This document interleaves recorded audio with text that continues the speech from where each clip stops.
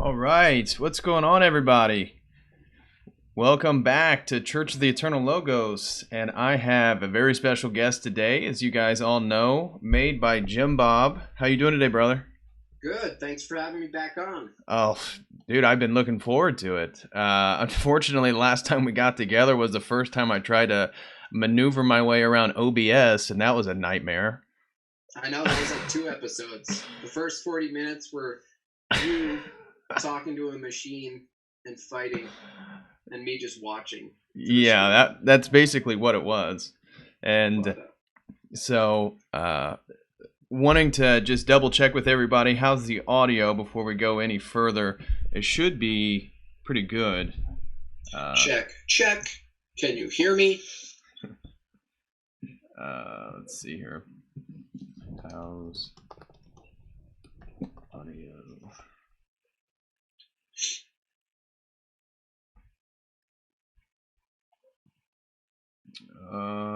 Waiting for a response. Anybody will do. Sounds good. Awesome. All right. So today, well, first of all, how you doing, man? How's you and your family doing in all this craziness? Before we even get into anything. It's fun. I mean, I get to be home now during the day. I get to experience a bunch of things I wouldn't ordinarily experience because I have a day job working 5 days a week.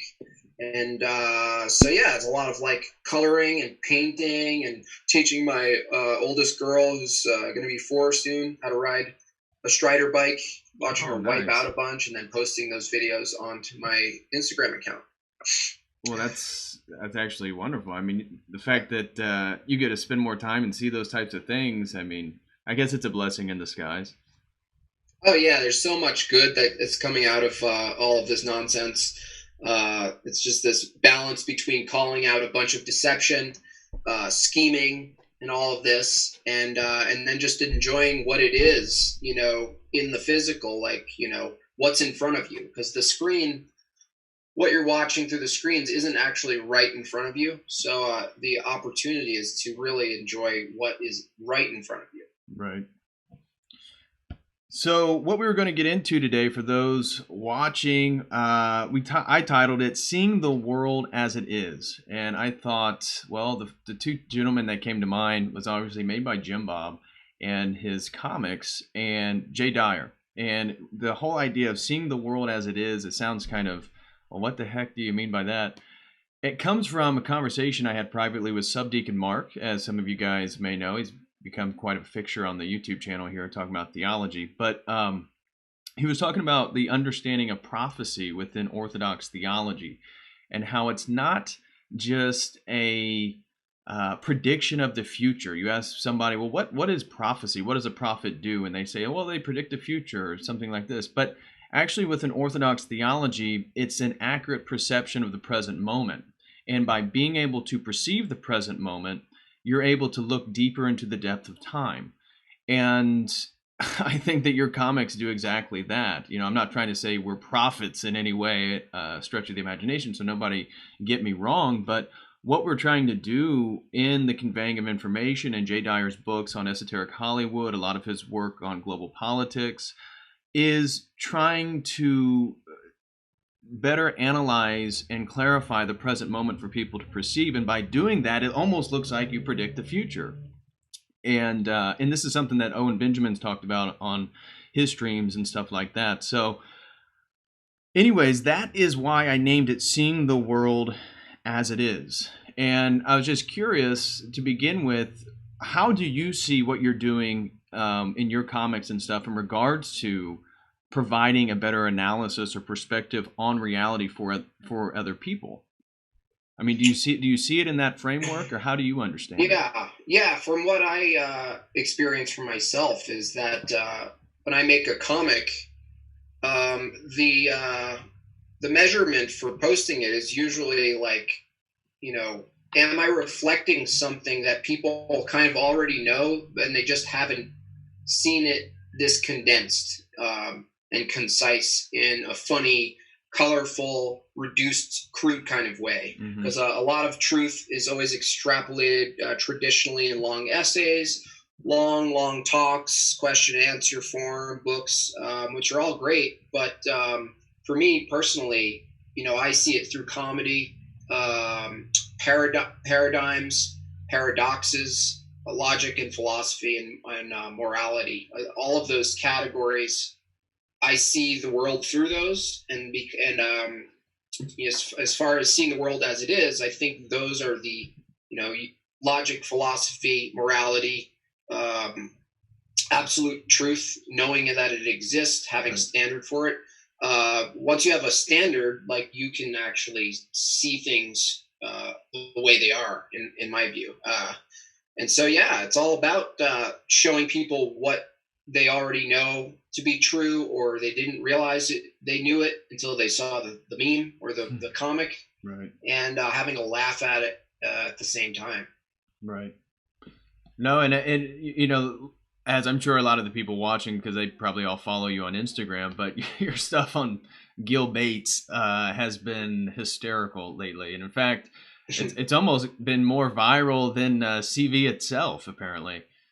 Oh yeah, that's a good compliment. Yeah, that's the thing, is that even CV, as we interact with it, is an idea. Like, most of what we're interacting with is an idea, right? And some relay of that idea, or a narrative about that idea. And so I'm kind of doing the same battle, except I just am pursuing the truth of the matter, or what's funny about the matter, and what people would rather see being said, because we are dominated by a big monster. I used to call it a hydra: the media, the medical industrial complex, the military, all of these big heavy hitters. And I no longer see them as a hydra. I see them as a one of those opening performers to a magician who does they're on a unicycle and they're flipping plates and trying to keep them spinning, keep you looking at one plate while the other one might drop, but they recover it. And so I don't give them much more power anymore. I just go, oh, how do we throw off the guy on the unicycle on the stage, And that's kind of what humor does, and it brings levity, and it opens a high-pressure valve where people are, who otherwise might be consumed with fear and anxiety. You just give them a valve and go, guys, these are all just men. They're all just men, and they have plans, and they have schemes, and they're trying to do things. And don't worry. Right. Don't fear man. Right. No, I totally agree. And in recent videos, I've been trying to talk to people about the only power that they have over you. Of course, we can talk about money and societal influence and institutions, but it's your acquiescence. And as soon as you take away that, you're in control. And this is where I've been very hopeful in seeing things like the comment section on Gil Bates' Instagram page, or the recent commercial that came out by Microsoft, and just radically ratioed to the point where they just had to delete the video off YouTube itself, that people are waking up that as long as you can see, if you can see the trick happening, and you're not acquiescing to the illusion, there's no power. They have no power. They're just puppets, and usually puppets of this world. And that's where a sort of theological interpretation comes in, because what is driving them? However you want to, ultimately you might be perceive that as evil, or Satan, or the devil, or something like that. But at one point or another, it comes down to the sort of 7 deadly sins. It's their pride, it's their gluttony, it's their whatever it is, that they're totally attached to the sort of worldliness that I think, again, a lot of people returning back to Christ, returning back to Christianity, returning back to tradition, which is going to tie into what we want to talk about here later in regards to masculinity and all this stuff, is it's all about empowering oneself, and you lose your power when you're totally subservient to corporatist ideas, the Hollywood narrative, pornography, whatever it is. You lose your power. And that's the point of this stuff. And that's why I think the sort of framework of a spiritual battle really resonates with a lot of people. Absolutely. And going back to how those material appetites, sins, vices, how they tie into being able to see truth. I looked at this, and the more vices drugs, alcohol, pornography, money, fame, status, all of these things. They're in effect illusions, right? And Mm-hmm. so what happens is when you reward yourself, whether it's chemically for participating or apprehending an illusion, and you create that positive feedback, you're basically creating a system that rewards illusion. Right. And if you reward illusion, you're basically training yourself like a dog to not see truth. Not only can you not discern truth, or you have a lack of ability to discern truth, it doesn't reward you. Mm-hmm.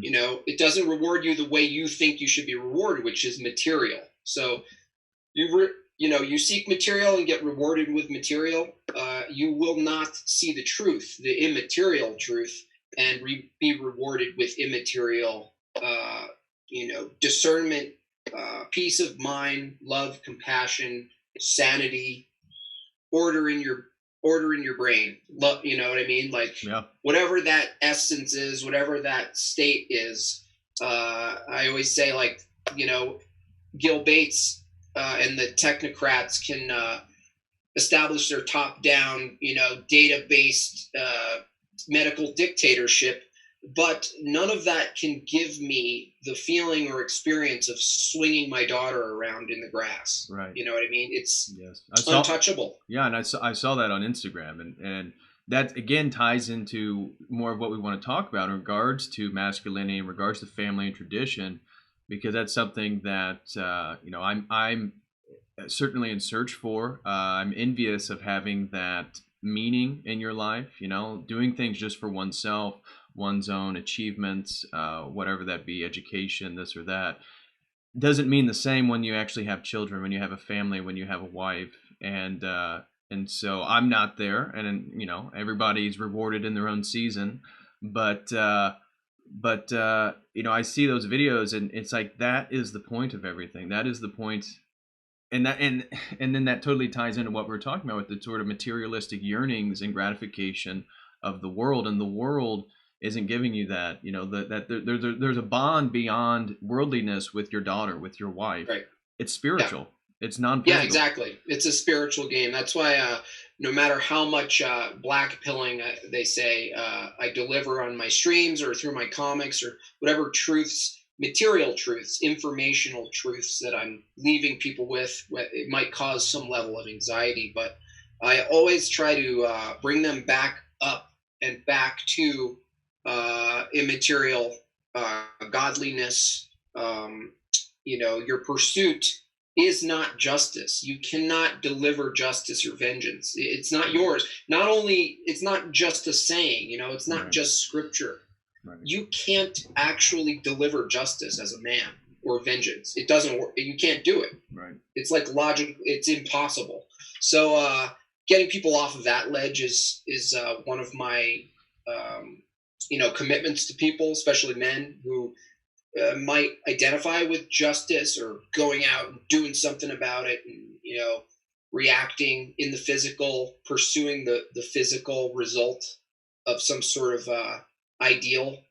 That's not really the game, like you're playing the materialist game. You're going outside of the jurisdiction. You're succumbing to material worldliness, and that's the constant battle of man spiritually and in mind and in body. Is like, that's the game. And so it's a lifelong game, and it's very freeing once you distinguish worldliness from godliness. Right.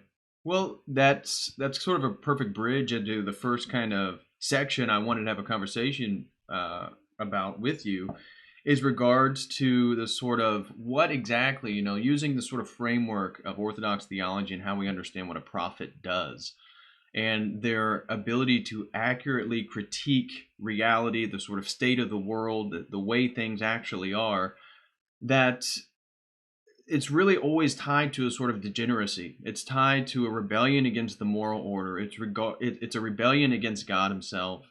And this is what the major prophets, talking about Isaiah, Jeremiah, Ezekiel, Daniel. This is what they're doing. They're talking to Israel and telling you, look at what your paganism's doing. Look at what your homosexuality is doing. Look at what your degeneracy is doing, and your judgment's going to come. And this is kind of what we're seeing then in this sort of online movement, with myself included, in terms of coming back to Christianity, coming back to tradition, and then using any voice, any sort of leverage we have to call out degeneracy, call out the moral rebellion.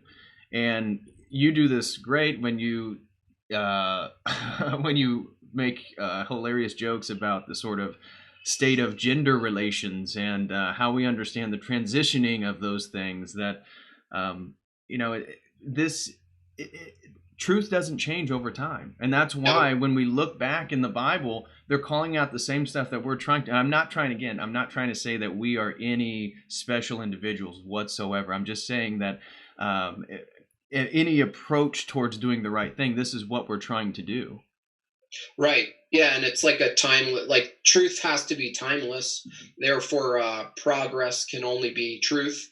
And so the only progress you can make is toward truth. And so that's why the progressive sort of paradigm, the whole transmorphic human gender, whatever it is you're trying to do, it can't be progress, because that's arbitrary. It can only be progress given your idea, your subjective goal. It's totally arbitrary. But truth itself isn't arbitrary, and it must transcend our preference. So yeah, I mean, that's what it's all about. It's people waking up to, which I love the term logos and logos rising, because my detour away from hedonism, not epistemic nihilism, spiritual nihilism, was driven by logos, the sign logos, logic itself.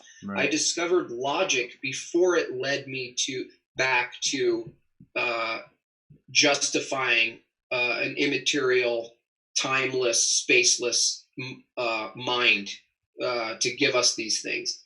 Once I discovered that, the tag argument, transcendental argument, I can't pretend to just borrow a logic, immaterial absolute laws, or love, or compassion. I can't pretend those things can be based in a scientific, material, empiricist sort of model. Like, it's just not if I abide by logic, not if I trust logic. You can't do it. So that kind of led me back to it all, spiritually and philosophically, and those things are all tied together. The unity between truth, absolute truth, immaterial truths, the material world, and our mind. Those three categories can't really be justified by just one of them. Right.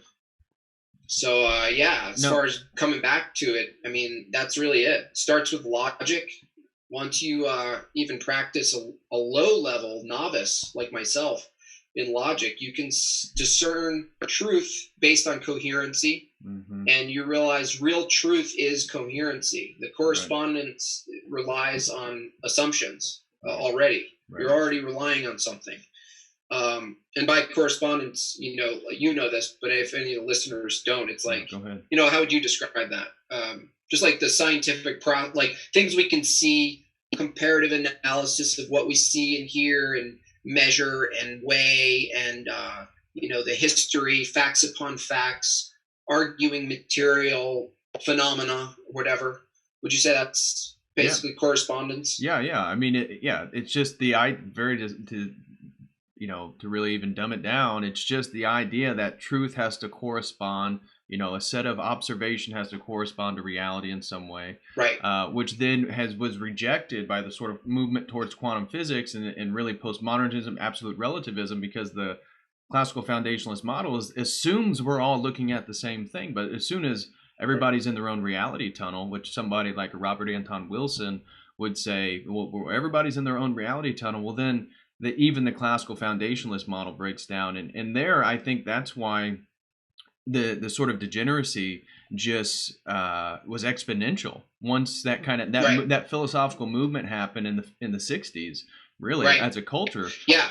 Yeah, absolutely. I mean, degeneracy has to, the only way for it to flourish or to expand, really, because it doesn't really grow, it just kind of spread. It's like a different word. It's not, it doesn't grow stuff. It breaks, it goes against existing, I guess, I don't want to use the word order. It's just, it breaks things down.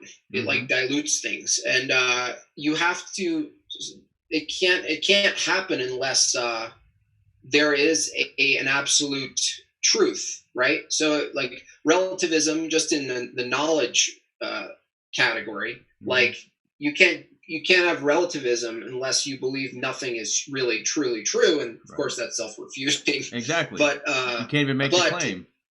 Yeah, but then it's behaviorally, then nothing, that whole system, you cannot justify immoral behavior, evil, murder, any of these things that you normally in your heart know is wrong on a fundamental level, and you can't justify anything being wrong at all if it's all relative. It's all relative, subjective. You can't even call someone else out. And so degeneracy is inextricably tied to relativism and nihilism. Anything goes, and in that world, nothing can be called degenerate either. So, I mean, that's just the degeneracy is just the standard, the status quo for nihilism and relativism. Right. That's how you know you've reached equilibrium. And everything's nothing matters. Murder, whatever, success, happiness, love, hatred, all of it gone, meaningless. So yeah, I mean, that's where also, that's where men lead. I think men men always lead degeneracy. They lead with usury, lead with sodomy, they lead with theft, all of the broken, the broken laws of God. Like, once you do that, the society follows men. They follow men. The reason women got, they followed up with the liberation movements and sexual freedom, and now it's to the level of like they can be as promiscuous as men, and that's equality. This whole thing: kill your babies, throw away the family, pursue a cubicle position in Nike and with some debt. That's empowering. Right. This stuff doesn't exist unless the men in the society, in the culture, depart from good, depart from order, God's law. And there's a clear correlation. And women follow men. So men, go into that world of their vices, lead, develop their relationships based on, pornography and all of these other things. Women are going to look and go, oh, that's what men want, and now I must follow that, and then it just goes from there really fast, spiraling down. Absolutely, and if we are in a spiritual war, then that's the name of the game, is relativism, because that's the only way then evil and good can be on an even playing field. And so again, I think the framework of the spiritual war, of a theological assumption about this stuff, where you're at in your journey, for me, it's very clear that's exactly what's going on. I wake up, it's like every day just validates that perspective more and more and more. But for some of the people watching, they're probably just now sort of entering in this sort of, this feedback loop in terms of trying to change yourself, and then the way you start to see the world, and this thing just keeps happening. And did you want to go? Oh, no, it's just that whole thing of when you're lost and you're trying to perceive the world as it is, trying to find absolute truth, where direction to go. There is like a lot of men are trapped. They get their way out of nihilism, and they'll follow someone like Jordan Peterson into a world of where pragmatism is your God. Utilitarianism, what you want personally, your own gains. Like, how do you want to see the world, and see if you can restructure reality to fit that. that whole thing is a trap too. So you got to watch out for that. If you're trying to sift through what is truth, just know that the only thing that can justify absolute truth is God. You Yes. cannot get away from it. Like, if truth is discovered, that means it precedes our abilities to discern it. Right. If truth is tied to concepts, language, ideas, then truth must be associated with a mind, a conscious being. Right. And so the only options you have is truth is all relative and we made it up, and you can make up your own truth. That means nothing's true. Or Right. you have to deal with the justification. You have to deal with logically grounding absolute truth. All the moral arguments can come after. Like, first establishing what truth is and where does it come from is almost the baseline starting point, where most people start with, like, well, how do I know what's right and wrong in morality? It's like, if you skip past the truth part, right? Then you're kind of skipping a step. Yeah. Because nothing about morality can be true unless you first establish absolute truth and its source. Right. Absolutely. And you mentioned earlier that, this idea of progress, and even the concept of progress has to have a fixed point. It has to have an objective point in which one's moving away from or moving towards. And so in previous videos, I talked about how there is no progress outside of moving towards God. That's the only thing that progress can be, because God can only be the only absolute thing, which then we get all these uncreated energies from an orthodox theological perspective: truth, logic, love, honor, integrity, these types of things. And so you see then the inversion, which is a sort of, from a theological understanding, this is satanic, because that is part of the sort of satanic theology, as opposed to a Luciferian theology. Luciferians, they want to have secret knowledge. This is the whole Illuminati thing, as opposed to other people. So other people are in the dark, but they're in the light. But Satanism at a theological, I know there's a lot of atheists who claim to be Satanists, but Satanism at a theological level, it's about the inversion of the world. And so we see this with the gender. We see this with even the concepts, the word magic that, Big Bear is always talking about. That's exactly what's going on, is the manipulation of language and words to, a word concept fallacy. Once you start getting into debates and higher level thought, this comes in, word concept fallacy, but most people don't think about that. And so when you talk about the progressive movement or progress, and really all these things are progressing away from God, and therefore there's no real progress. It's regress. Absolutely. Yeah. And the whole thing about word wizardry, flipping words, spells, all that stuff, it's just like, it goes back to logic. If what is true requires logic, and logic requires language, and logic is a form of math, and math requires characters that can't change their value. 2 has to equal 2. If you're going to do math, you have to keep those things the same, right? Those definitions and what they mean relative to each other. So that's why the power of the word, it is the world. And if you want to get to truth, you must abide by words. You can't invert language. Otherwise it's just like numbers. You can't get to the truth of a proof, if you suddenly make 1 equal 4 and 8 equals Z. You have to abide by law, and language does have a law as well. And if you flip it around and keep changing it, that's the way you invert truth. But from that perspective, none of that can be true either, because you just flipped it all on its head. Whereas you said Luciferian, it's almost like they still believe there's a truth, and that they are going to get it, and it's here with us in the material. And it's all about what you can obtain. You're the beautiful angel. You're the morning star. You're going to win the game. You're Beyonce. Everyone's Beyonce. Let's do this.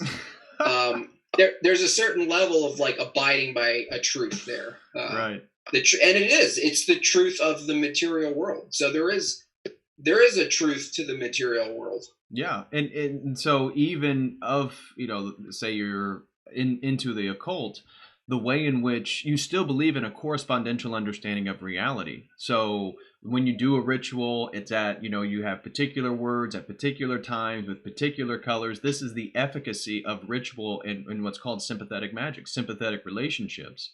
And so we can see this stuff in language, like, and I'm not trying to say, you use a Jordan Maxwell. Some of the people are going to be familiar with him, and sort of go into these crazy analysis of language and word meanings that are fallacious. But when we look at in English, just in regards to water and money, and so, what is the most important thing that you need to live, to live, biologically speaking? Well, you need water. So then in the man-made world, linguistically, we mimic this by then talking about, well, where do you find money? You find it at banks.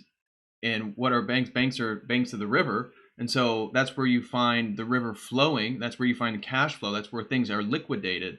That's why you're trying to stay afloat, not drown in debt. And so even today, when people say they're making it rain, right? That correspondential relationship between something that's essential, that God made, water, and then the man-made world, which is part of this sort of Luciferian occult understanding that we can, kind of construct our own reality tunnels. And I think that's really, So absolutely, currency, water, the reserve, the Federal Reserve, and that thing, looking at that stuff, it's pretty nuts how overtly it's like inversion but overt. It's like, it's not even like sneaky. It's just like, we're just going to take that and just make what the living water, we're just gonna make it the living money, and then we're also gonna make the money capable of reproducing, which is usury. Like, you're gonna take the money and it's sterile, but we're gonna make it fertile and make it multiply and have little baby coins, like as if it can reproduce. The inversion is it's all right there in front of us. We just it's just a matter of looking at it, and looking at what the purpose is of inverting.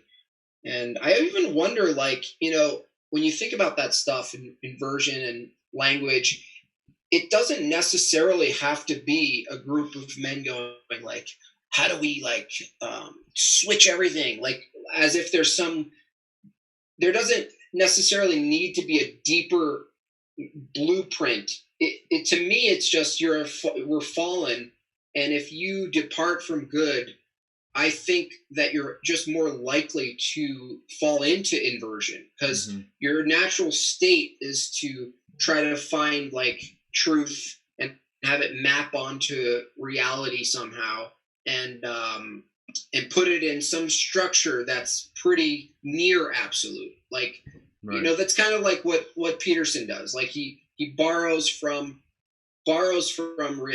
religion, from Christianity as a model. He argues for the usefulness of it versus the truth of it. And you can argue for the usefulness of language and looking at money through the terms of water and all of that, the usefulness. And it's just you're constantly borrowing from truth. Like, that's the trick. You're always inversion always takes a bit of the truth, enough that you can mix it in and sell it. It's just like, like mixing anything, like, fake, like the drug dealers, they put in a little truth with the rest of the batch. Which is God himself, because a common phrase in Orthodoxy is we say, well, it's true in Christianity generally, but truth is not a what, it's a who, because it's an intimating, uncreated energy of the Logos himself. And so you see this all the time in the sprinkling of truth. I see this with a lot of quote unquote, they're not mainstream, but conservative political analysts on Twitter and stuff like that. They seem to be outside the mainstream narrative. They sprinkle truths, but they're still part of the entire system. And same thing with Peterson, the same thing with, even the devil quoting scripture. I mean, this is a sort of archetypal representation that evil has to sugarcoat itself with truth. Yeah, And go lies ahead. require truth because you have to borrow. You have to actually borrow from language itself, which has to have truth also. Like Right. you can't even start possibly from a place of not truth to make a lie. You have like you're already starting from assuming truth exists. It's impossible otherwise to make. Otherwise, a lie would sound just like a sound, like a bunch of sounds. You know. Right. Right. And so this related just to finish up the what I was wanting to say, and shout out to Father Deacon Ananias.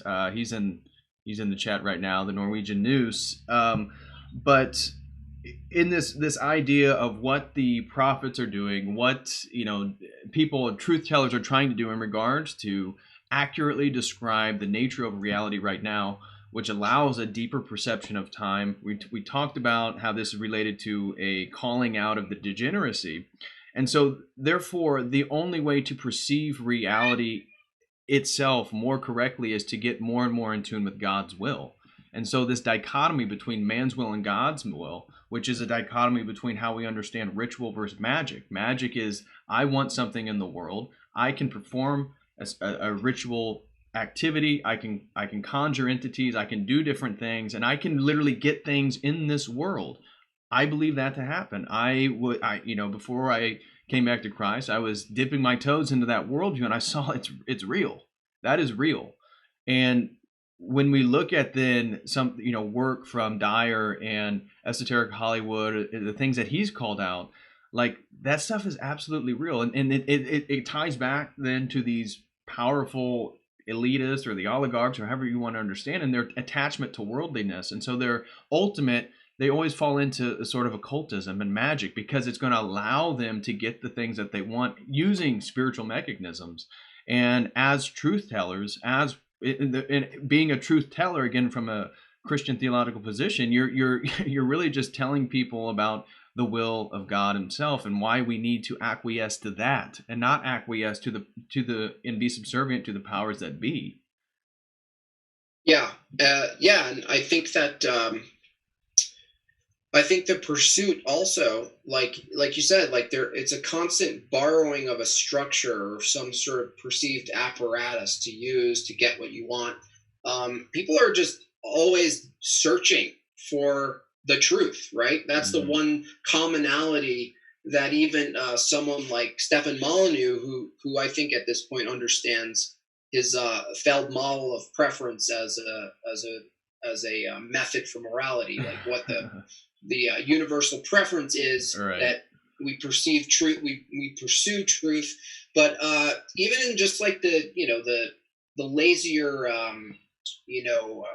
modern, what do you call it, new age kind of world, right? They're always borrowing like multiple places, like they'll take Eastern, they'll take some Christianity, they'll take this and that, meditation, and they're still trying to find absolute truth. Like I watched a ridiculous show with Gwyneth Paltrow called Goop, where it's essentially like, she's like the female version of Joe Rogan as far as like finding the truth of the matter transcendentally somehow through, doing mushrooms and all of these things. Right. And I looked at it and I wasn't even disgusted because I was like, it's more like, oh, that's actually cute. It's people being human trying to find God in worldliness, and that's what they're trying to do constantly. And Sam Harris does it. They all do it. Even Richard Dawkins. His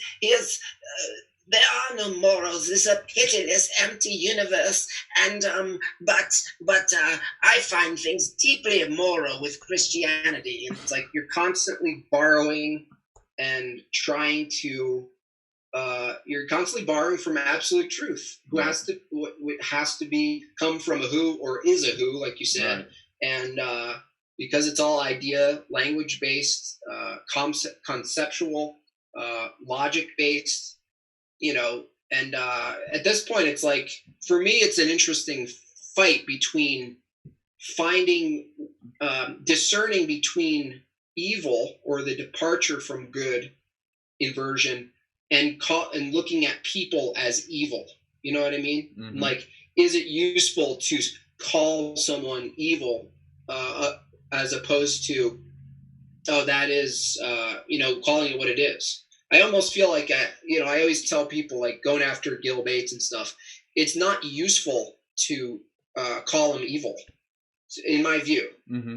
It's useful to call out evil, or to call out the pursuits, or call out the logical incoherence of a pursuit, like saying, like, that whole view, the pragmatist basis for morality, like calling that out, and like, on what basis, Gil, on what basis is it good what you're doing? You know what I mean? Right. And it brings, like, philosophy back into the arrangement. Whereas, most of the influential people, almost even the debates, whether it's Republican or whatnot, they're allowed to skate around their basis for their claims of what we ought to do. And I think it would be so interesting if one of the mediators was like, on what basis, just like brought it down to a logical rigor. And what was I saying? Yeah, the whole thing, what you're talking about is that taking what's true and borrowing from it and trying to pull it down into the material somehow, and Right. try to ground it here in the world without citing your source, without Right. the bibliography. Right.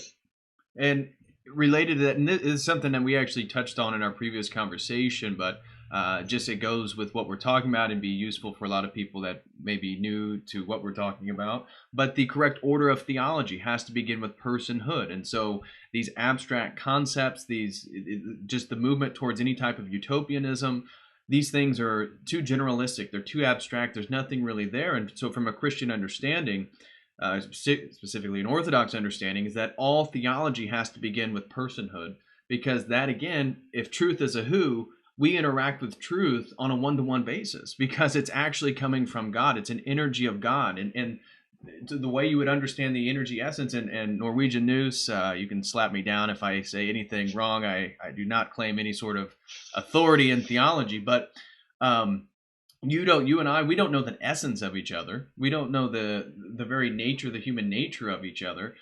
We do know is each other's energies, my movements, my actions, the things I've posted. These are all energies of myself, and these are the energies that we interact with of the logos, and truth being one of those energies. It's just like, that's why he's the word. It right. is, and so that concept, once you put your sort of the mental framework, that you look at the world through that lens, everything begins just to start falling into place. And this is why, I'm sure a lot of the guys here was watching the celebratory stream on Dyer's channel, but I am not as pessimistic, even though it's a daunting task that we find ourselves in. What you're doing, just the few people that email me and talk about how they're changing their lives, and that once there's no going back. I forget who had the quote, like, once a mind's been expanded, it never goes back to its previous dimension, something like that. I'm paraphrasing, but it's true. And it's funny that going down the rabbit hole leads you to Christ, because so many of us went down the rabbit hole in sort of rebellion to that, and just this sort of Alice in Wonderland, and continuing to fall down that rabbit hole.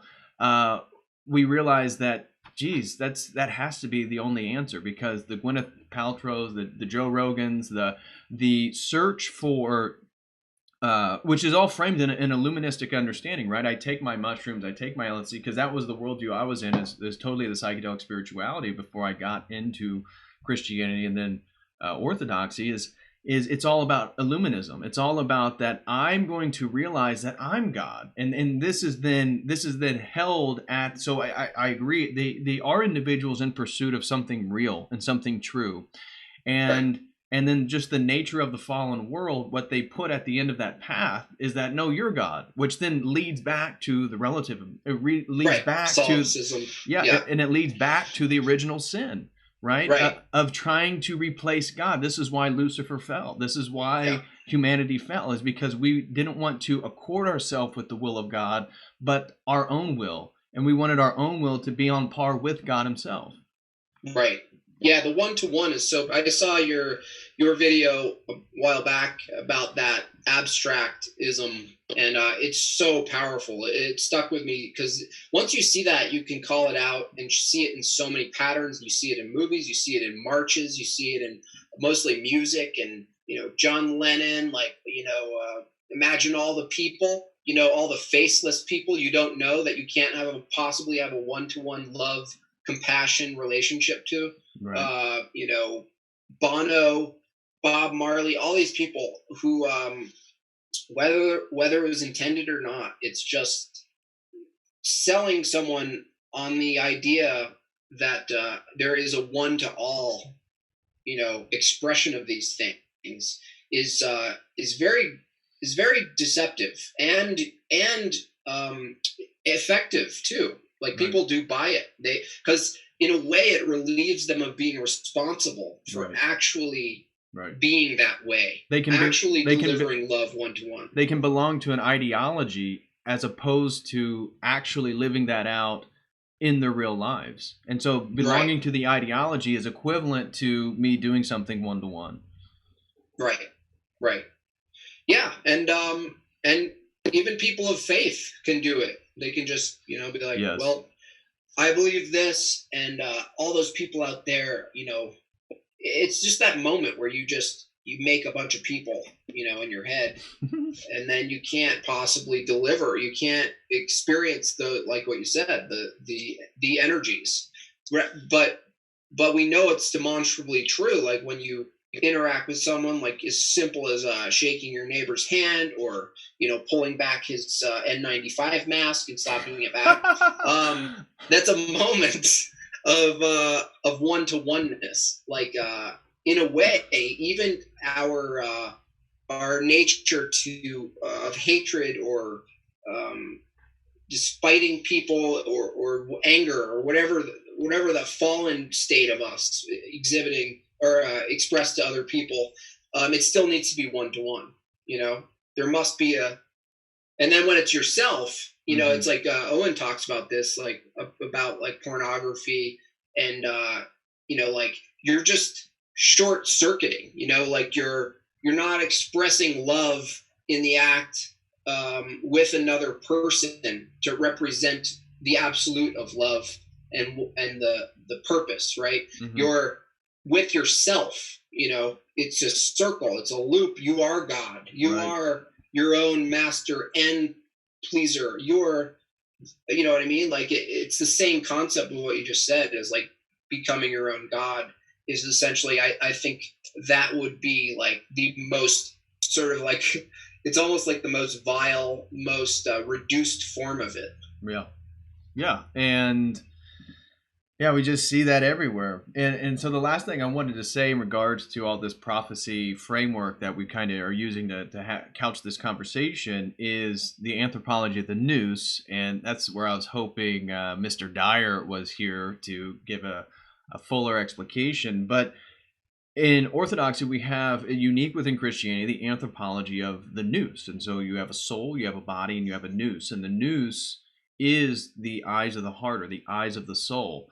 And obviously linguistically that goes back to the Greek word for mind, but word concept fallacy, totally redefined in the Orthodox context. But by repenting, by again moving towards God's will, which we just said was the only way to see clearly, which then only allows you to perceive reality in its more accurate form, well, that is all tied to, at a sort of anthropological level, a clarity of one's noose. So Orthodox theology has an understanding of why this is the case, because if you don't cleanse your noose, if you don't cleanse the apparatus in which you're actually perceiving reality, how can you see anything at all?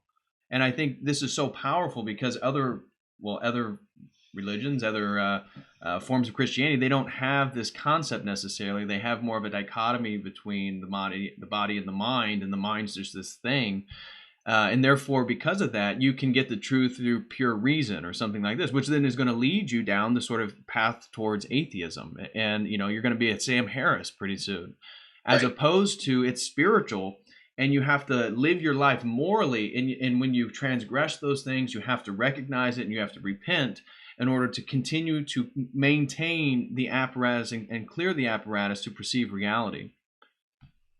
Yeah, that makes total sense. I mean, I know it's anecdotal, but that's my experience. You remove vices, you learn discipline and why, and again, that concept of like selling illusions to yourself and then rewarding yourself for doing that, like just in a mechanical sense, is going to lead you down to like justifying a lot of like otherwise terrible behavior.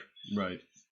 So next little section I wanted to talk to you about is, again, this seeing the world as it is, and how does that relate to the state of comedy and what comedy is trying to do? Because again, you yourself as an individual is hilarious, but also your comics are hilarious. Obviously, those are an energy of you.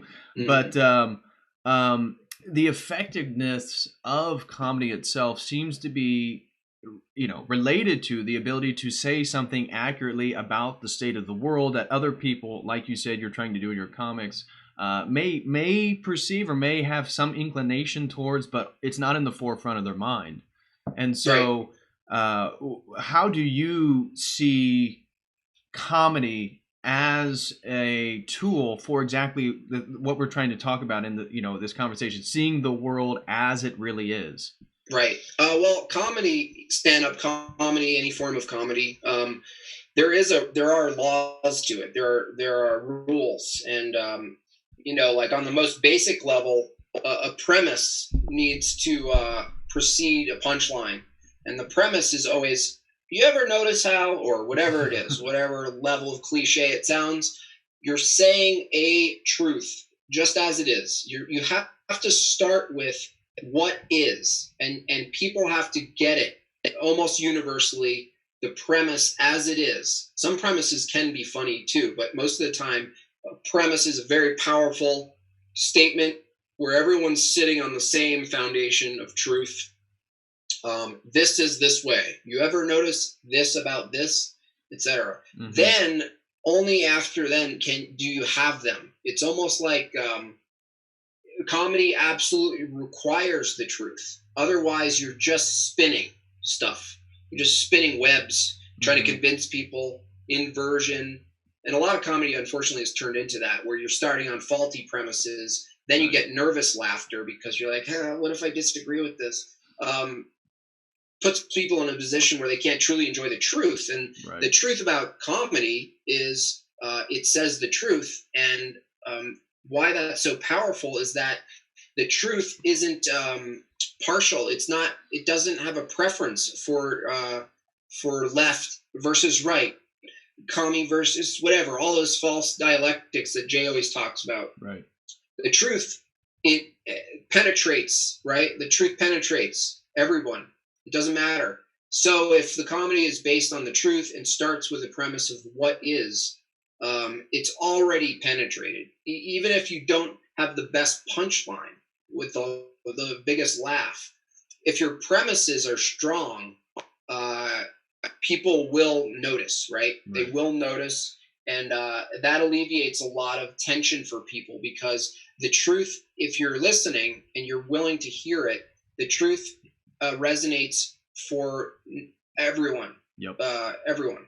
Yep. And so it only doesn't resonate for people who are just, really, putting their energy into rejecting it. It takes a lot of energy to do that.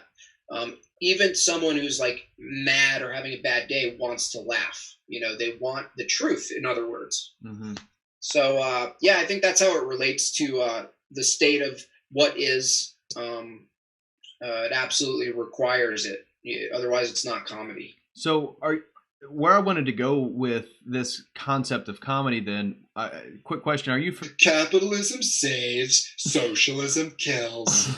And they'd be like, "But what about whiteness and stuff?" Right, or whatever. So sort of like conservative or more conservative traditional nationalist movement, kind of spearheaded by Nick Fuentes and his fans. What I wanted to lead this idea of comedy is into the appropriation of the Joker as an archetypal figure and how that's been used by people that are actually trying to move towards. Now, I may have disagreements with them in different areas, but generally speaking, they're trying to move the conversation towards a more moral basis, calling out degeneracy. And then they really resonated with the movie The Joker, the most recent version of it.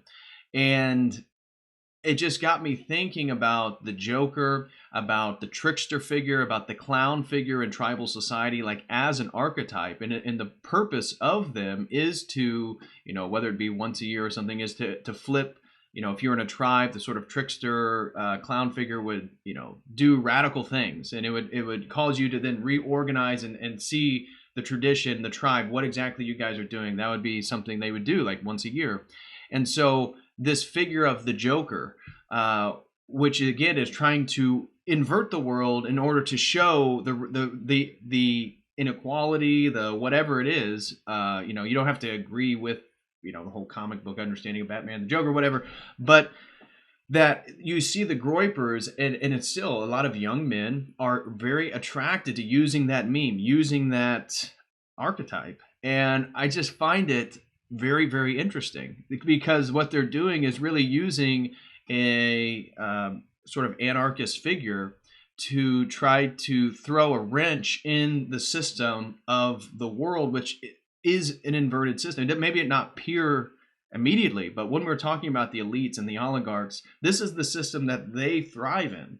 And, right. And trying to throw a wrench in that system then is couched in the use of the Joker archetype. I was just curious, what are your thoughts about that?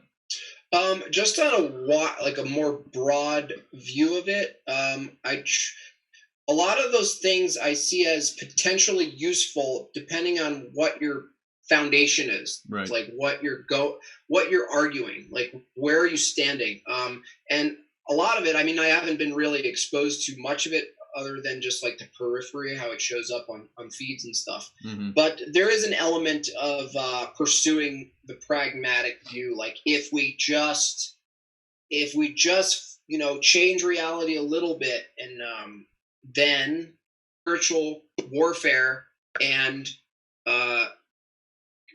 without noticing it, you can go right into the pragmatist trap, which is like, if we just set up this country, the way it's supposed to be, and bring some decency, it's like all of that. It can be based in a morally grounded view, but also the pursuit can sometimes be just material based. It could be just scoreboard based, like right. Change the world and you'll get this outcome, and then finally we'll be more, it'll be morally pristine. Like that's again, there is a little bit of a trap to the abstract ideal of what you're after. Right. It's worldly. I would say it's worldly, and I don't know to what extent it's useful in the spiritual thing, because I think people need to experience that themselves and figure that out. And to me, it's still too abstract. Not only the people, right, but like what they're after is still. I could only understand it if right. you wrote it down in material, worldly form. Like right. there's like it's just like a scoreboard to it. Right. Like if we get this many points and this changes, then we finally can get back to the morally good world, and then I can have kids. Basically, right. I kind of see it like that, like a worldly condition. For you to exist. And I'm like, that doesn't go away. These people, the world will not go away. Right. It'll always be worldly. You have to pursue what's godly and what's good. And it can't depend on changing Charlie Kirk's position on whatever. It can't be determined by a movement, right? A movement toward something worldly. The movement can only be toward worldliness unless it's toward truth, which you said must be towards God. Mm-hmm. So a lot of that stuff is entertaining, and I participate in some level or form of it, probably just in my own stream, in my own account, making fun of people like Charlie Kirk and calling them out. But in the end, I'm always battling like, well, I have to just always check myself to when I'm trying to propose some worldly solution, and Right. I think a lot of those movements in general, their vulnerability is actually worldliness. No, I actually agree, and I have my own critiques, which of the sort of Groypers. And that was going to lead into the next section in regards to masculinity, because I see, and I made a video on the neoteny and how they sort of celebrate in their childishness, and if they were serious about the things that they talked about, well, then they would present themselves, they would act, the way that they would just engage in the world would be in a different way. So I agree totally with really what you're saying, and that was a really perceptive analysis. I was just I thought it was interesting how the Joker archetype at a more deeper level is being used by them. Oh, sorry, I totally skipped over that. Yeah, the whole jester thing. Like we're all jesters. Like Owen's a jester. I'm a jester. A lot of the people are doing the work. I mean, Jay's a jester. It's like our little borderline. Like I know we're like, I think scripturally not supposed to mock or like mockery is not necessarily a godly expression, but there's something about revealing the truth through humor and ridiculousness, like just showcasing the humor in things will reveal the truth. The use of the Joker, I think it's just a good representation of a wild jester who's showing the truth, and regardless of how he's tailoring it towards something else, like he's like if Bernie Sanders was like the Joker, like, fixing the brokenness in the world, and a lot of it is still based in the material again. Like even the Joker, he's still going like, you got to end. It's like he was Ted Kaczynski in a way. Like it was like, you call out what's actually true about the brokenness, which Bernie Sanders, Ted Kaczynski do. Right. And you're actually, you go, oh yeah, that's true. Like the corporatocracy, the unfairness, the evil, the greed, all of that. You're actually calling out worldly sins, and you're pointing to them. Right. But right after it, it's just like a trap every time where you're just like, and if we just impose this thing. Exactly. Then, or if we blow up things, because like I read Ted Kaczynski stuff. It's just like a little like annoyed, irritated neo-Luddite who was just like, this is where it's going. And a lot of it was like true. It was like a lot of his logical ends of his critiques of where technology and corporate, that all that stuff is going to lead us to being cogs basically in a machine, which is all true. But there's once you get into the world, you're no longer fighting a spiritual battle. You're appealing to man. Exactly. Presenting worldly solutions is a form of worship of man, I believe. Yeah, and to use a theological understanding related to what you're talking about is even the Groypers or whoever that maybe approach the conversation in the name of Christianity, in the name of traditionalism, in the name of calling out the degeneracy, but then have again these utopianistic ideas of, if we just do this, then we get this. That totally negates the theology in which they claim to understand, because Christ, the Logos, is the unifier of opposites. And reality itself is dualistic, obviously. And so the idea that you can eliminate poverty, I mean, Christ says the poor will always be among us. Only he can eliminate death, right? And so it's just, to me, once I started to go down this rabbit hole and looking at this concept of Logos and looking at, wow, Heraclitus, 500 years of pre-Socratic philosophers using Logos, again, Dyer's much more sophisticated in the realm of philosophy than I am, but the one and the many problem of the Greek philosophical tradition, which then began right there in the pre-Socratics, he was trying to unify the diversity of the many with the one, which he called the Logos. And the Logos unifies all things, and it unifies all opposites. And so taking that idea, of course, it was being built upon, but Christ is the Logos. So it's not some abstract idea. It is Jesus Christ. But he is the unifier of all opposites. So life and death, being an obvious one, which is unified through him. And so the dualistic, the dichotomous nature of the world in which we live in, of reality itself, is only going to be united in the second coming, in the fulfillment of history, whatever that is, in regards to the logos, the thing that actually created the duality itself. And so I totally agree with you that no Christian should be part of any utopianistic idea other than its theology. The only utopia that can exist is heaven and the world that will be created through Christ, through the second coming. Right. It's totally. It's also just a contradiction. How, if again, utopia, it means nothing, no place, really, literally. Mm-hmm. But again, utopia, this ideal view, it's already assuming progress, but and that progress can only be arbitrary if it's in the world, and so progress can only be truth, right? So. Mm-hmm. There's no outcome of truth, like logic, logos, Christ, God. There's no outcome. Like there's no place to get to. You can't get to it. Right. You can't get to it. So that's why it's a trick every time. So like if you think like I know the truth, right, and then you follow it with and. If we just set up these things, we'll get, that'll be the place we get to. And it's broken. So, right. And it frustrates people. It's like, because people, even on my own feed, they'll be like, you're calling out all this stuff, but you don't have any solutions, Jimbob. Like, because there's no solution to the spiritual warfare. Like, exactly. You can't. The world's fallen.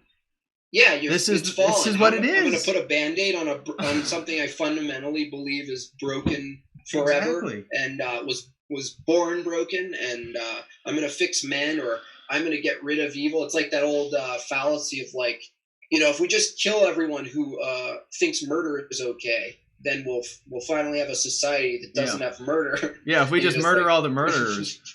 Exactly.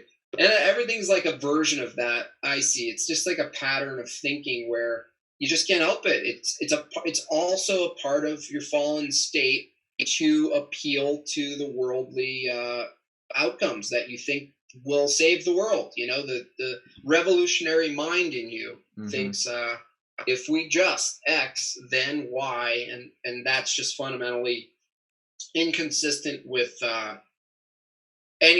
the only thing that can ground truth. It's fundamentally inconsistent with it. So it's like, and I know it's just annoying for people because they're like, you got to do something. And it doesn't mean you don't do anything. You call out, we have the authority to call out degeneracy and point to our own sins or, the brokenness or the departure from good. And call it out for what it is. That's just calling out what it is, and but you don't. I don't know. I'm still discovering the difference between calling out evil or the departure from good, and then and presenting what's good and fighting for the good, and the fine line between that and inevitably falling into the trap of like, okay, guys. Now I'm ready. I got a big following now, and here's what we're gonna do. We're gonna build a little commune, and you know what I mean. Like, it's just like inevitably you're going to, find a weak point where you bite the bait. Right. You bite the hook. That ends in Jonestown. Materialism. That ends. What's that? Yeah, Jonestown. That ends in Jonestown. Yeah. And so exactly. And so it doesn't matter if it's a yogi or this or that. It's like these subtle kind of articulations of promise, of truth, of utopia, of organizing things in the correct way, like or the yogi sleeping with all the women or this or that. Oh yeah. It's like it only manifests itself in those patterns once you go down once whatever you're creating is based in sin one way or another. And that's why, again, moving back to the beginning of this conversation, it's all about a recognition of that sin, repenting. Not that you're not going to do it every single day, because you probably are. The problem or the point of it is to recognize it. And once you do that, the perception of reality, you kind of step back and now you're seeing things more accurately. Right. I would say it's on its most basic level. When you see that, or when you do it yourself, you're worshiping the creation. You're worshiping the creation of a man's creation. Like Right. you're having an idea of what to make. You know, like I watch Westworld for the inversion of it, and like it's interesting to me how it parallels to the technique and like how that's evolving, and watching that try to create a mirror world using data and all that stuff. Right. And it really does. There's points in it where they are showing the worship of man, and they're doing the reverse. They're making God. They're making a God in man's image and flipping it, as opposed to man made in the image of a creator. Right. Their creation. They are worshiping their own creation, which is worship of man inevitably, and that's why it leads to all all of those things, pride and all of that. Like you're inevitably. That's why I'm not afraid. Also, people, I have to talk out some of my crowd away from the ledge of like despair, because part of the truth of the matter of the world, in regards to Gil Bates and anyone else who's trying to assume the position of a godliness, a God in the shape of a man, they get like rattled, but you have to realize that they don't have any power, Right. because what you just said, it all leads back to the same degenerate, like, and I don't mean degenerate just in this way that we normally think of it, like harems and Right. opium dens and orgies. It's degenerate. It means it's like you're degenerating from what is good and what is true about you, and your being, and like what you're here for, and inevitably you if you're your own God, you also kill yourself, like, basically, Right. like, because you can't exist anymore if you're your own God. Right. And so what the opposite of degeneration is regeneration, and that's always going to be in line with God. And so I think then the whole abortion stuff, I mean, that's a clear instance of that, right? And then tie in the sodomy, tie in the sterilization through trans children. That probably get this thing flagged, but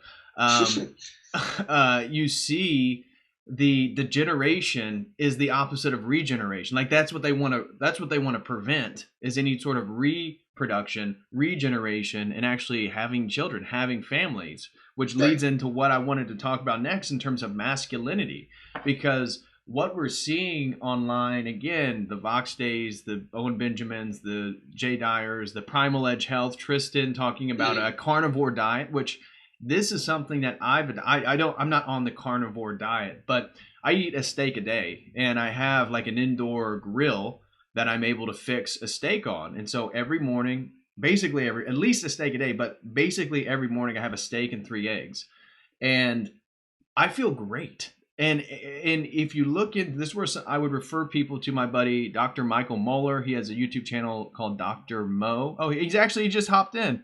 Oh, yes, Dr. Michael Moeller. Check his stuff out. I'm making him a moderator right now on but I definitely refer to his work. He's basically does a lot with testosterone, a lot with men's health, and so he can wax way more elegantly on the decline of testosterone in men, and how something that, in a private conversation I had with him, he was talking about there's multiple studies showing that a 60-year-old man in the 1980s had the testosterone level of a 21, 22, 23-year-old now. And so men, when they're supposed to be in their prime, their testosterone levels aren't even close to what they have been in historical record.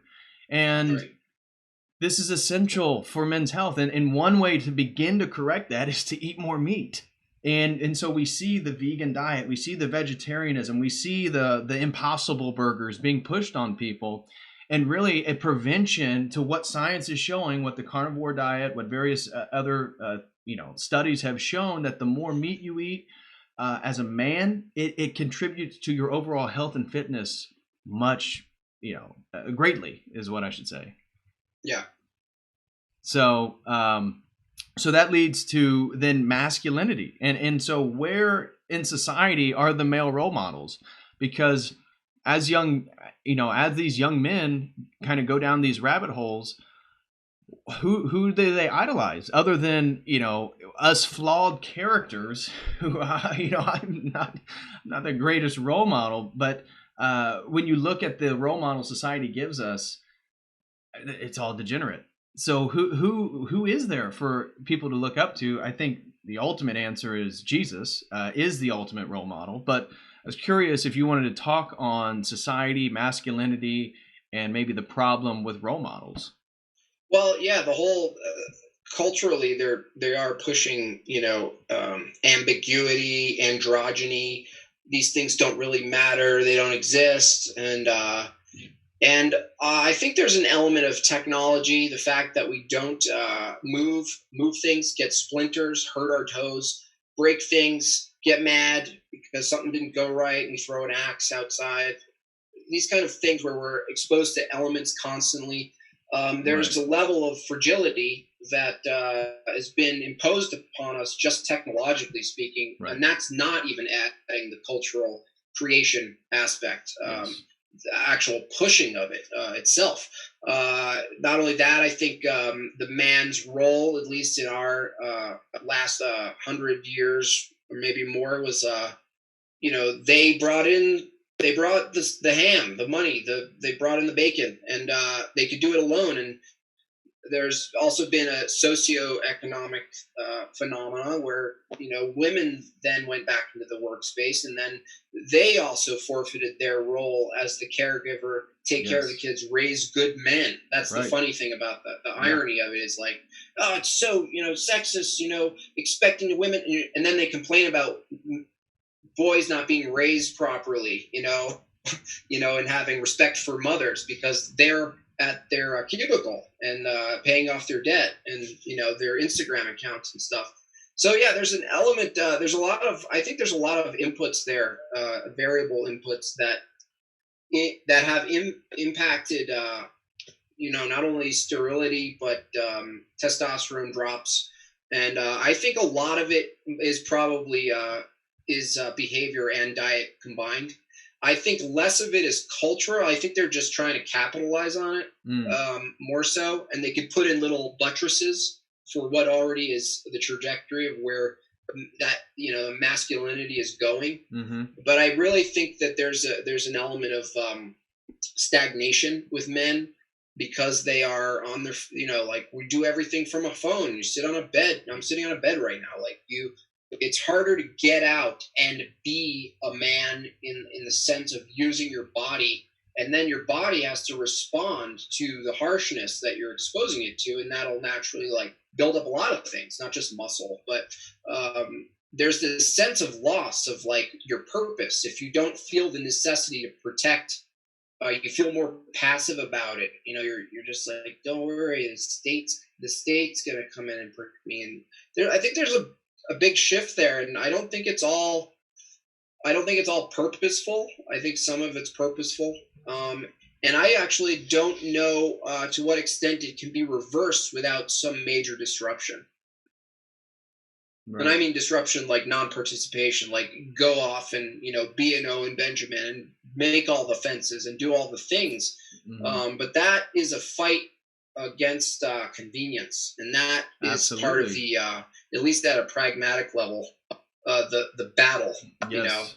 I think the convenience is breaking the spirit and breaking masculinity. Yes. And it's also we have a dependence on it. So like, how could you be masculine even in the sense of income if you're totally connected to a usury-based digital system that almost requires you not to be active outside? You have to be connected. So I talk a lot about things like that as far as just like, what your role is as a person in this ever looming digital sort of mark of the beast, if you will, sort of system where you don't get your masculinity back anyway if you participate. So I think we're in like we're approaching a little bit of a road, I think, where people, especially men, will decide to go back into physical reality and try to figure it out, because especially in this country, if we don't start making things again, we see how quickly someone could push a button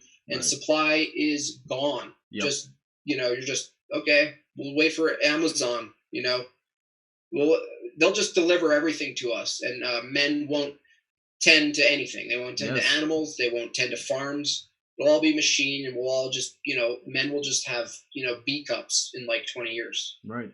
And another big time YouTuber who's kind of gone down the same rabbit hole in terms of now professing Christianity, more traditional understandings of masculinity, speaking out against really the feminization of culture, would be somebody like Elliot Hulse. Maybe that's not a name that a lot of people know, but he was a big time YouTuber a few years ago on a fitness channel. He owned like a gym, and it was all, big on like lifting weights and kind of manly in that type of sense. But um, he was promoting kind of the perennialistic understanding of religion, this or that.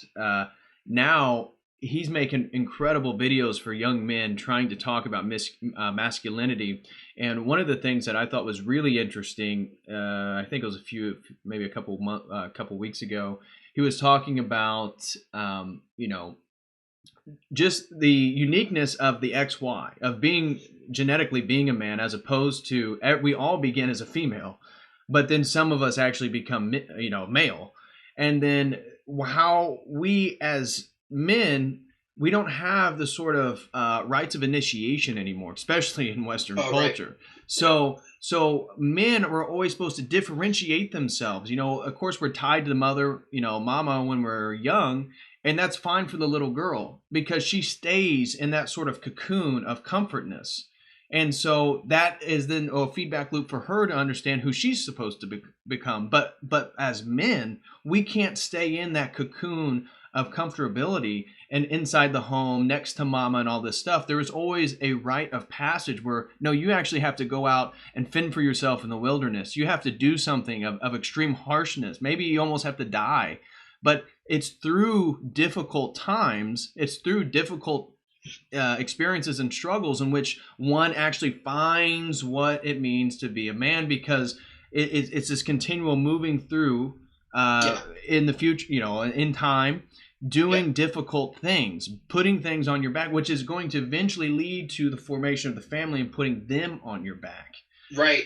Absolutely. I think I don't know if we even ever had it. It was like, I think the sexual revolution sort of created a new standard for what the rite of passage was. It's like, collect a girl's panties by 15. Like, you're a man, or like you get into a fight, Right. or you whatever it is, But I think what you just said is like it is that fragility thing. A man is responsiveness.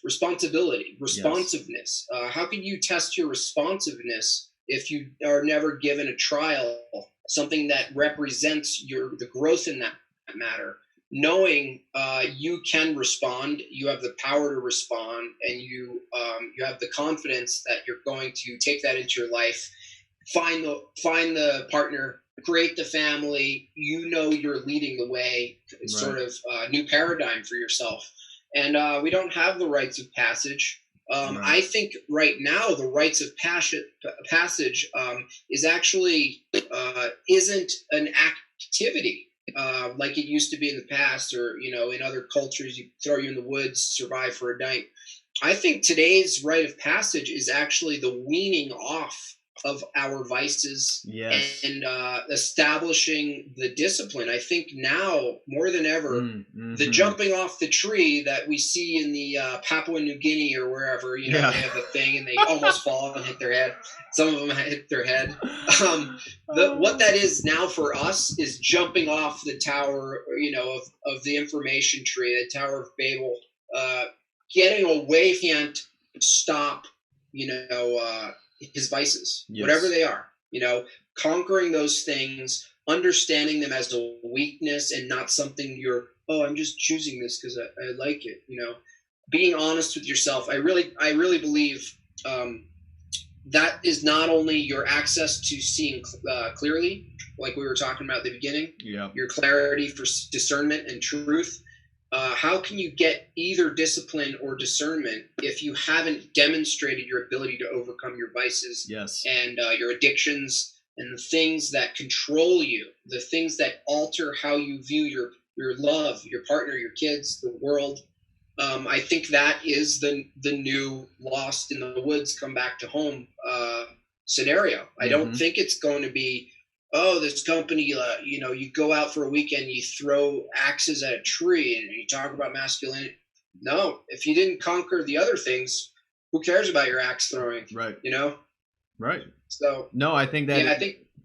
Sorry, I didn't mean to cut you off. Go ahead. No, that's it. Yeah, that was it. I think that is so right on, and it is beautiful how that connects seamlessly, and like the point of this video in terms of the perception of reality, and that the world is so inverted now. Whereas, say 1,000 years ago, we had initiation rites, we had passageways for young men to be around other men. That's another thing, is guys aren't around guys.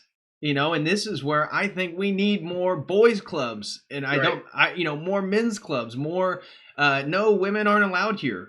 No, you're actually not allowed to be here. And this is why they're trying to destroy that continuously in society, because the only way in which you're going to be able to know what you're supposed to do is to be around other men who've already done it, and who can chastise you and mock you and deride you, but all in a spirit that you're going to correct course, because tradition is based on men, and so the Christianity, the morality, as we said, it's men. And so seeing lesbian police forces, or the trans in the military, for me, this is all part of the degradation, because it's on strong men to defend anything. And so even in Orthodoxy, that's the idea of the all male clergy, is right. It's men that defend truth. It's men that defend tradition. It's the men that defend. It doesn't mean that male and female aren't equal. They are. We just have different roles. And the fact that men don't have elders, we don't have elders. Most people, unfortunately, it's so common for guys to not have a father. And so right there, you're already going to be behind the 8 ball, because if you live maybe in a poor neighborhood, you're going to idolize the gangsters, or the people on TV. You're gonna idolize degeneracy as a way for masculinity. So maybe sleeping with as many women, or trying to get the money, or the drugs, or whatever it is. And so that all ties back then to the family, ties back to tradition, ties back to men establishing order, and that whole thing that you're talking. So that is then the new initiation, is to wean yourself off the world. And be disciplined and in control of yourself. Right.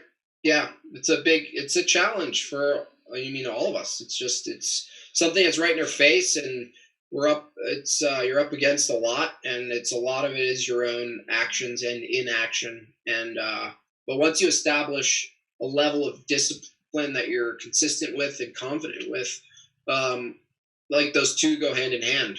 Right. Seeing truth and weaning off of illusions, weaning off of the world is really a great way to put it, because your traditions will be expressed in the world, right, but they transcend all of these other fixtures that you're attached to, that take your time up.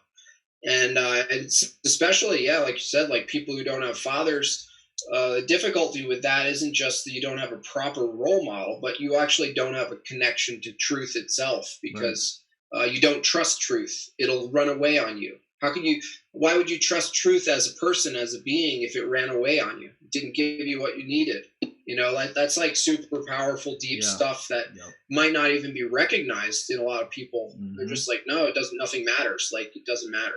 I'm going to make my own way. That's the other thing, is like you flip it and you compensate for the loss of the figure, and you say, I'm never going to be like that person who left. But again, that's just recycling back to you. You become God. You become your own guide, and it's just as broken and flawed, and it'll cause the same cycles. So yeah, that's both a sort of a spiritual war and a pragmatic war in the world. How do you express masculinity? How do you transfer it downward and outward to people? And I don't think you can. It's like Owen said, You know, if you're complaining about how the world is, and you're complaining about how the country's going and who's not in jail and this and that, and you're complaining about the the the weirdos who are reading to children and rubbing up against them at every public library across the country, if you're complaining about that stuff and you haven't weaned off of your little closet, you know, sin, you know, if you haven't set your stuff right, you know, if you haven't even tried to work on it at all, it's you just stop, you know, don't even try to do that thing. I mean, that's one thing.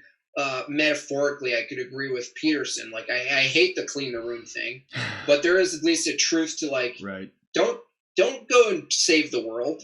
Like, don't try to save the country, or don't try to alter Charlie Kirk.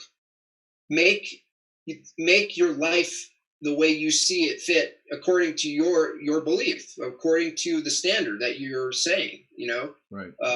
You know, there's nothing in the Bible that says change Charlie Kirk's mind. You know, go to, you know, like, it's all the same stuff. It's like, you know, there's a truth to pointing out the nonsense, right? And there's a war there. But if you can't replace the nonsense with tradition and the things you want to build your life around, then all you're doing is just asking for someone else to step in and replace it. And I always tell people, like, the whole fight against progressivism, it's really not a fight against that, because they require co-opting traditions and systems that already exist. That's why, like, gay marriage, there's no tradition to homosexuality. It's just an activity. Right. There's no tradition or foundation of truth behind it. That's a great point. That's a great point. It's the same with fornication or anything else. There's no tradition to sex itself, to men going around and, you know, not that has a foundation of absolute truth, like that has something powerful, immaterial, that transcends life, you know, in this world. But that's why you don't have to worry about fighting. You have to call it out, but know that they inevitably have to mimic what is. They have to mimic what is true. Mm-hmm. And they have to borrow, and mimicry and borrowing. So it's like, when you're like, are you against this or that, or gay marriage? And I'm like, men and women, they're going to mimic, right? They're going to mimic what's true. And you can call it out, but if you're not actively living your life consistent with your views, you're not fighting anything. You're just talking from the stand, throwing, you know, the batteries into the baseball field. You know, I wrote something down while you were talking, that when you're talking about the father figure, people don't have a masculine role model, and then that's the relationship to truth. Taking that even a step further, that's the relationship to God. And so how can they understand God if a father was never there? And then theologically speaking, you see, well, then their understanding of parenthood is going to be based on their mother. And then that's going to be based on, well, where do we find goddess religions? Well, that's paganism. And historically speaking, paganism is a feminized, it's a goddess-centered religious tradition, which is going to come back to a worship of this world, which then is going to be illogical because this world can't account for its own existence. Right. So we're already now breaking the laws of logic and all this stuff, and jumping into a paradigm that's really contradicting. So the father figure is essential. And when we look at the Jordan Peterson phenomenon, that's what that is. That's what that is he was a father figure. He was the tribal elder for so many people. And unfortunately, he basically took them a few steps in the right direction and then multiple steps in the other direction.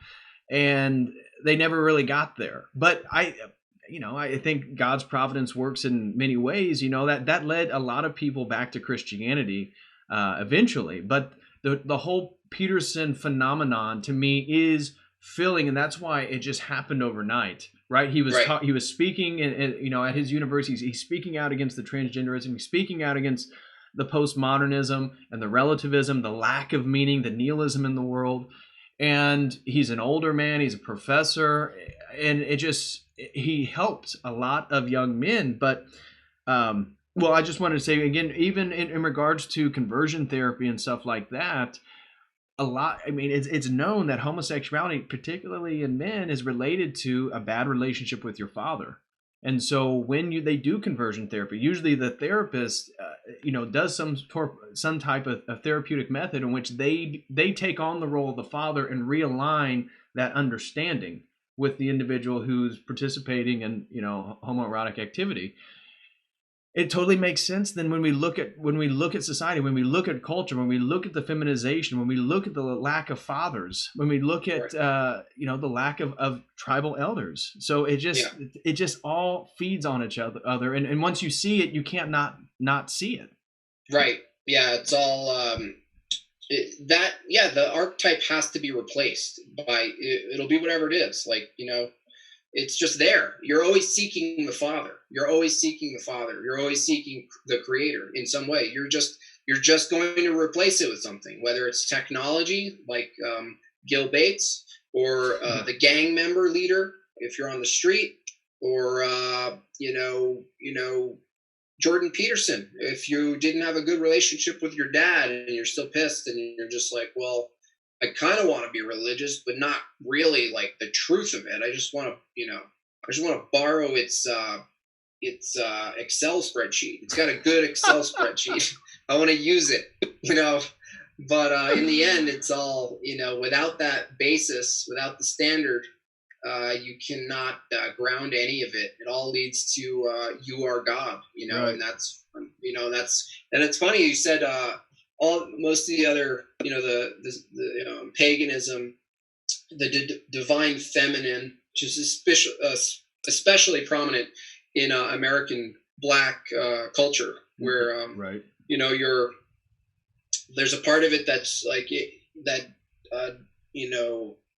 puts down the woman, but then there's a part of it that just praises the woman, the single woman, Right. the one who's giving you the life, who stayed, and who and you have nowhere else to go. You have to address that, and there's no one else there to take the place as the masculine. And it's interesting, like it almost is like all the other models. You said paganism, but it's almost like to coin a new phrase, maybe is it's like gammanism. It's like it's basically taking the gamma male archetype higher, that level in the hierarchy, and that's what a lot of the mindset is based on, Mm-hmm. because even someone who's following Peterson, like if the doctrine leads you back to yourself, it is gamma. You're not the alpha. Yep. You can't know alpha without the alpha. You can't know it. Right. You're the gamma. Right. You can think you're the alpha, but if you're leading it back, like the short circuit Owen talks about. Right. And Christ is the alpha and the omega, right? So even at a semiotic level, it still matches up. Right. Yeah, it's really interesting that the whole replacement of trying to replace all that stuff, whether it's Peterson, AI, Sam Harris, Richard Dawkins, anyone. It's just you're going to lead back to yourself eventually, because you're the one borrowing from men speaking, mm-hmm. and you're going to try to fit it in your own world. You're going to make a worldview about you. And inevitably, you will run out of truth, because there's no truth in you. Like you, right. You have access to truth, but you don't get to generate the truth. Right. We're not making up the truth. So right. Again, truth is an energy of the logos. So there is no truth if you're not in relationship with God. Period.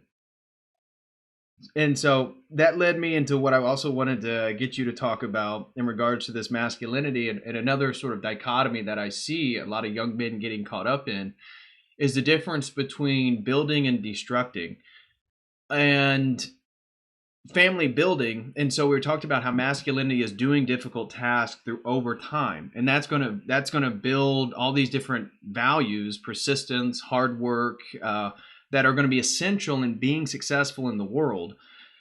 And so instead of building families, people are trying to get into a sort of revolution destruction. Now, they wouldn't call it destruction, but certainly dismantling the system, dismantling the world. So now masculinity is you putting on an Antifa mask. It's you being a revolutionary in one way or another. That, so instead of the building process where you're not a revolutionary, you're never getting to utopia. Utopia doesn't exist outside God. But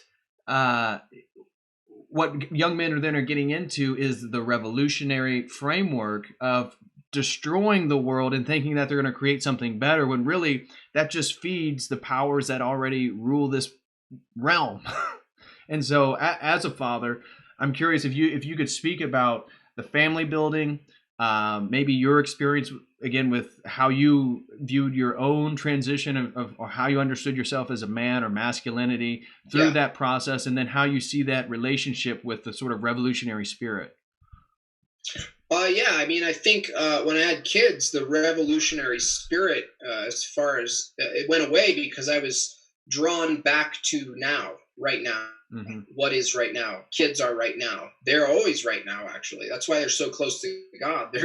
They are right now. Like, you have to know what is now, what is going on right now, to perceive, to discern truth now, consequences of truth, reality now. So you kind of, you have to be somewhat of a, what is it called when you hurt yourself? A sadist. That if you pursue this abstract out there world, this abstract world, you're going to go and revolutionize and fix. That's only going to cause you pain as a father, and have you be abstract and not present, not delivering values, effectively. You have to be present with kids and they have to know you love them. They have to know it. Like absolute love is, where it comes from. And so they, if you pursue some justice, again, this whole concept of revolution, it's funny because it's a circle. It just leads you back to yourself. There is no revolution. It's impossible. Right. There's only truth. You can't revolutionize truth. It's true, right? There's truth. Right. So you cannot. It's already a circle. Like I'm a jeweler. When I hammer a ring on a mandrel, it's called true. It's a circle already. There's no revolution. You don't start somewhere. It just is a true circle. That's interesting. So there's nothing to revolutionize, because that's all material. That's all worldliness. It inevitably, the duality of destruction and construction, it still can't be out there anyway. Your construction must be with your gifts here, with your family, what you're building here. You know what I mean? And so that's the only way to really do it, is with what's in front of you. Deal with what's in front of you, and then because you cannot. That's it might be my daughter. Well, perfect timing. Yeah, let's wrap it up. Yeah. So if you have to hop off, you can. We got a few super chats here. I'll listen to a couple. So ending notes there. Build. Do what's difficult. Get in touch with your body. Don't be 22 years old and look like you have the body of a female girl. Do something, be physical, get in the world of reality, but then take control of your vices. I mean, this is kind of the message of this video, and therefore by doing that, you're going to be able to begin perceiving reality more and more accurately. And by doing that, it's eventually going to lead you to God. And last note, become Orthodox. So super chats. The first one is from Carson Fish. Blessed Holy Friday, $5. Thank you very much, Carson. Appreciate that, brother. The second one is by, good buddy Justin Stam. Why We Fight with Justin Stam. Go subscribe to his YouTube channel. Jimbob, love your work. Question, would you rather draw Pope Francis in lingerie or stick your head in the oven? Thanks. I haven't had a reason to draw him in lingerie, but he does have some bright red shoes that I'm still wondering about. Yeah. So yeah, everybody go check out Justin Sam's stuff. Truth Eli $2 says, great work. Maybe consider accepting crypto. Yeah, I'll try to do that. I don't have any crypto accounts or anything set up right now, but that's something that I'll try to work on. Lupus Divinorum, 5 pounds. What do you guys think about the holy fire which comes on Easter in Jerusalem? So I don't know if you're going to be too familiar with that, but it's the idea that on Easter there's actually a miraculous holy fire that is inflamed in Jerusalem, usually by the patriarch.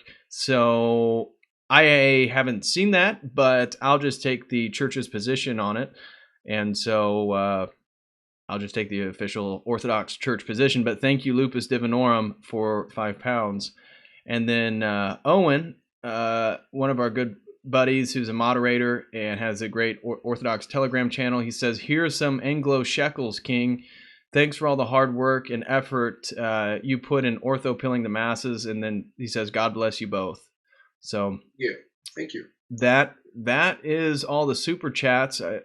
So with that, I'll let you go and get back to being a father and get back to being with your family. But I really appreciate you hopping on here. I think this was a really insightful conversation. We hit a lot of things, but really maintained the kind of outline and framework that we were wanting to, and connected it with a lot of different things for people. So I think it's going to be helpful for especially young men. And that was our goal, was to try to talk about masculinity without being experts or knowing exactly what masculinity is.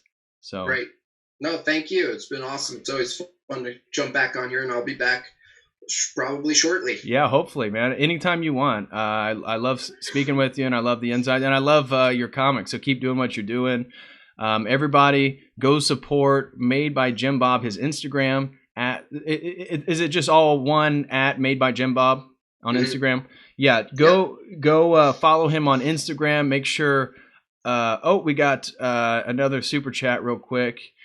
$12 by Be Love. Thank you very much. Jimbob and Patrick, your streams lately are top-notch truth.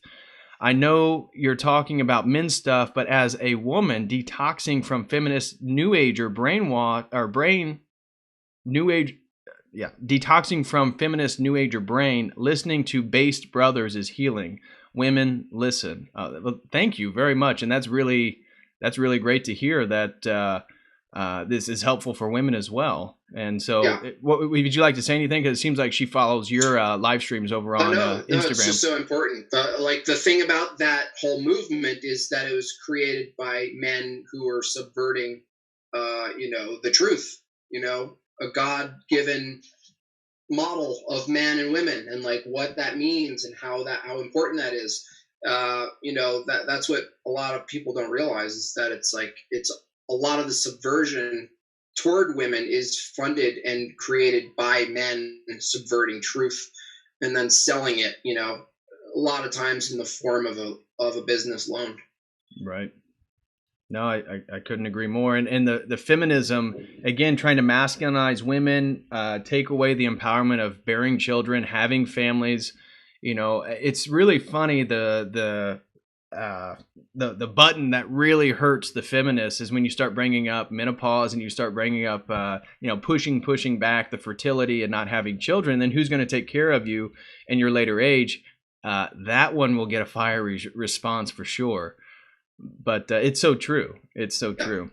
And so we also got another quick super chat. It says, feeling extra generous by Carson Fish. Again, thank you very much, brother. He's the one that gave us a blessed Holy Friday.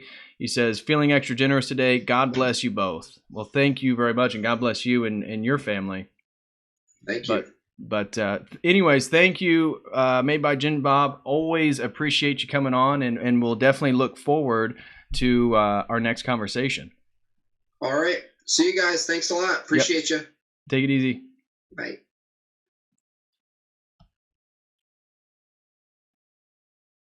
All right, guys. So I'm still here. If anybody has a couple more super chat questions they'd like to ask, I can answer. I got a few more minutes here before I needed to go. So if anybody had some extra questions, and one of the things, continuing on what we were talking about, one of the things that, let me get this zoom off. One of the things that I wanted to mention in regards to masculinity and responsibility was, again, the archetype of Christ. Way more than an archetype. I'm just using it at a sort of semiotic, symbolic level here. But responsibility and taking more and more responsibility. And what could be more responsible than dying for the sins of the world? And so I think that's just another point in which Christ is the icon. Christ should be our ultimate role model in terms of how we sort of go about and live in this world. So I just wanted to say that. But anyways, looks like we don't have any more super chats and everybody's good to go. So I'll just bless everybody. Have a wonderful and a holy and happy Good Friday. All the Orthodox brothers and sisters out there, do have a wonderful Pascha. This is the Orthodox Easter coming up this Sunday for those of you who aren't aware. And so all our Orthodox brothers and sisters have a wonderful and blessed Pascha. And for those of you who aren't too familiar with Orthodoxy, I do recommend you checking it out. And, if you're not a subscriber to this YouTube channel, please subscribe. I tried to break down and talk about Orthodoxy for the in a sort of introductory way. Again, I'm still a novice in a lot of this stuff, so I'm no expert at all. I'm no theologian, but I definitely recommend everybody who can and who hasn't to familiarize yourself with Orthodox Christianity, because within the theology, it's going to hit on a lot of the things that we're trying to talk about in this video today. And so last thing I'll say is everybody please like and share this video. If you haven't liked it, smash that like button, please. Greatly appreciate that. In fact, I'll type that in the comment section real quick.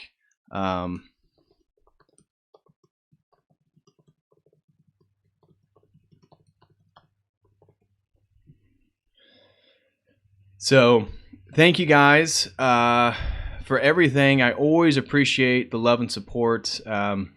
And I plan on having more of these live streams. As I told you guys, my ability to live stream was actually throttled for a while. I guess this was during the beginning of CV that somehow my channel got flagged, but now I'm able to live stream again, and I'm going to be having another conversation with Justin Stam. Make sure to check that out if you haven't. We had a great discussion on getting lost in martial arts and Eastern traditions, specifically Taoism and Buddhism. And so if you haven't checked that out, definitely check that out. And I plan on having him back in the very near future to talk about forms of yoga, the sort of commodification of Eastern practices in the Western world, and things of that nature. Of course, Subdeacon Mark's going to be coming on after Pascha. He's very busy being a clergy member. He's very busy this week, so he didn't have any time to dive into another theological discussion, but that is going to be coming up definitely next week sometime. And Justin Stam's probably going to be coming on next week sometime. I'll talk with him. He's also a very busy man with a family. And then I have a live stream that I have wanting to set up on the introduction to pre-Socratic philosophy. So again, I'm no expert in philosophy, but I know my way around. And so I planned on putting together a live stream in which we kind of move through the more prominent movers and shakers in the pre-Socratic philosophical period and go over what are their ideas, how are they important, and just give you a sort of introductory taste to pre-Socratic philosophy, and then eventually do a sort of Socratic period analysis of philosophy, and just kind of move on. I have a whole 11-book series on the history of philosophy that I'm personally working my way towards. And actually, I just got today this right here, E. Michael Jones's Logos Rising book. So I'm probably going to be diving into that. And my hope is to finish that book, and actually have him on for a conversation. So we might not agree with Thomism or anything like that, but I can respect the man and his scholarship and read his book and ask him some poignant and direct questions about Logos and his work. So that's something you guys can expect in the near future. But that's really all I wanted to say. And with that, I will see you guys next time. And so love you guys. Please like, share, and subscribe. If you know anybody who'd be interested in this conversation or the content on this YouTube channel, please share it with them. I would greatly, greatly appreciate that. The shares really go a long way. So anyways, thank you guys. Make sure to subscribe to Justin Stam. Make sure to go follow at Made by Jimbob and check out Dr. Mo, Dr. Michael Moeller, his YouTube channel. If you're really interested in testosterone and men's health, he's going to be a key source in that. And I'm going to have him on here pretty soon to talk about men's health. So you can expect that in the near future as well. But anyways, thank you guys. Love you and have a wonderful Holy Friday and Pascha. Be well. God bless.